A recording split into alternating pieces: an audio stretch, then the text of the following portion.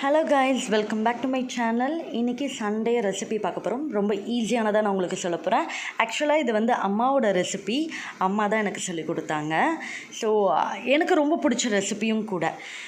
இது பார்த்திங்கன்னா வந்து மசாலா பொடி இல்லாமல் பண்ணுறது.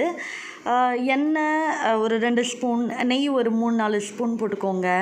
அண்ட் பிரிஞ்சி இலை, ஸ்டார் பட்டை, ஏலக்காய், லவங்கம் இதெல்லாம் போட்டு நல்லா கொஞ்சம் வதக்கினதுக்கப்புறம் வெங்காயம், தக்காளி, ஒரு 4 பச்சை மிளகா, ஃப்ளேவருக்கு நான் புதினா ஆட் பண்ணிக்கிட்டேன்.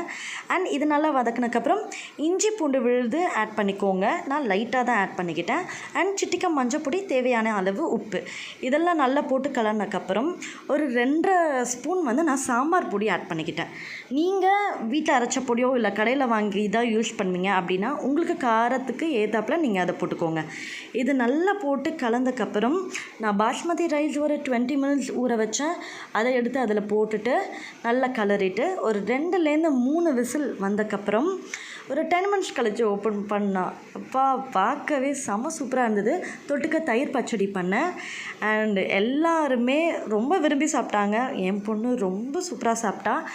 அண்ட் மோரோவர் சண்டேஸ் போகிறீங்கன்னா ரேர்லியாக அவுட் சைட் ஃபுட் வச்சுக்கோங்க. இந்த மாதிரி ஹெல்த்தியாக பண்ணி கொடுங்க. தேங்க்யூ.